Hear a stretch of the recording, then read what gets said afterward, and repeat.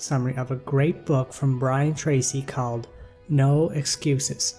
Brian was a high school dropout who at the age of 21 was working at a dead-end job. He was up every day at 5 a.m. He would take 3 buses just to get to work on time. Then he would get home around 7 p.m. Every month he had just enough money to scrape by and pay his bills.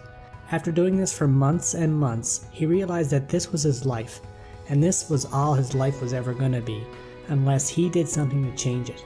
No one was going to save him, and no one even cared that he was living like this. He realized at that moment that he was the only one who was able to improve the quality of his life. So how did he go from being broke and miserable to a best-selling author and successful businessman? He did what many people do to turn their lives around. He read. He read books on self-development, self-improvement, motivation, and confidence. He read everything he could get his hands on, and he spent every bit of extra money he could scrounge up on books. He didn't need a college education to become a success because his college education was right there on his bookshelf.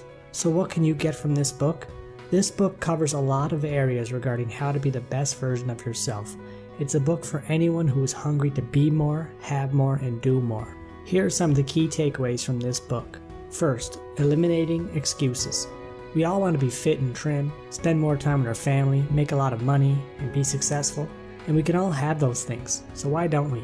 It's because many of us take a trip to someday someday I'll get in shape, someday I'll get out of debt, someday I'll quit this dead-end job.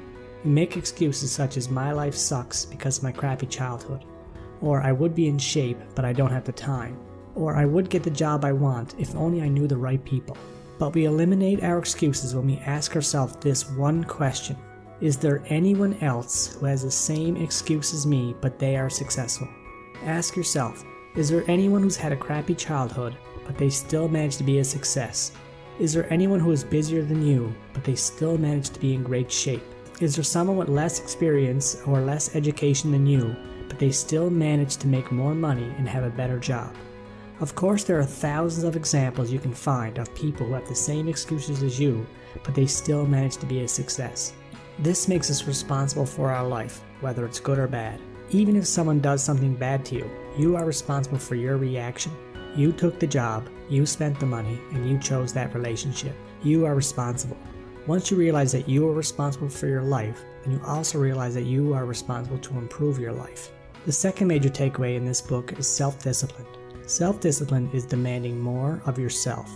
In society, we rely too much on motivation. Don't get me wrong, motivation is important, but self-discipline is much more powerful. We often need motivation to, for example, go to the gym, and if the motivation isn't there, then we don't go. But self-discipline is doing what you should do, whether you feel like it or not. This is the one key that can change your life. I always assume that successful people are motivated to do everything they should do, but what this book taught me was that successful people often don't want to do the things they know they should do, but they do them anyway, whether they feel like it or not. Successful people look into the future to see what kind of person they want to become. Then they come back to the present and decide what they must do right now, today, to become that person. Successful people make a habit of doing the things unsuccessful people don't want to do. Furthermore, it was discovered that unsuccessful people do things that are tension relieving, and successful people do things that are goal achieving. Fortunately for us, self-discipline is a habit that can be learned with time and practice. It's like a muscle. It gets stronger as you use it. The third major takeaway in this book is how to be better at your job and get promoted. We all know people at work who are known as hard workers, and we all know people who are known as being lazy. It's not a secret. Everyone knows who these people are. So how can you be known as the hardest working person at your company? First, invest the first hour of your day before you get to work in yourself. Review your goals and plan your day. Second, read and learn. Read at least 30 minutes in your chosen field every day. You can do this by listening to audio programs in your car on your way to work or if you walk to work. Third, work all the time you're at work. I know this sounds simple, but most people spend too much time gossiping, wasting time, surfing the net. So if you work all the time you're at work, people will notice. Fourth, talk to the most successful people at your work. Ask them how they plan their day, what books they read. What are some of the things that they do that makes them different from everyone else? 5th, when you're given a task from your boss, do it as quickly and accurately as you can. Then say to him or her, "I'm all caught up, I want more responsibility." Keep doing this until you are known as the person your boss can go to when they really want something done quickly and accurately. Some other key parts of the book worth mentioning are the importance of living with integrity. This means you have no difference between your personal life and public persona. Don't be fake. Don't pretend to be busy at work when you're not. You must be real and genuine. Next, the importance of setting goals. If you don't know where you're going, any road can get you there. A person with clear goals and purpose is a mountain. A person with no goals or purpose is a leaf blowing in the wind. Next, apply the 3% rule. Invest 3% of your income on yourself. Spend it on something that makes you learn, grow, and improve.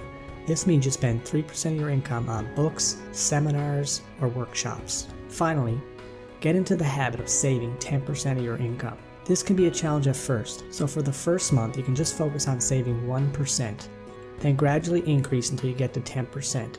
You can begin to make saving money a new and positive habit. This is a great book that can add a lot of value to your life. Everything in this book can be learned by changing your habits over time. Remember that bad habits are easy to form, but hard to live with. Good habits are hard to form, but easy to live with. Thanks for listening, and if you would like to hear more book summaries on some of the best self-development books ever written, please subscribe to my channel. Thanks again.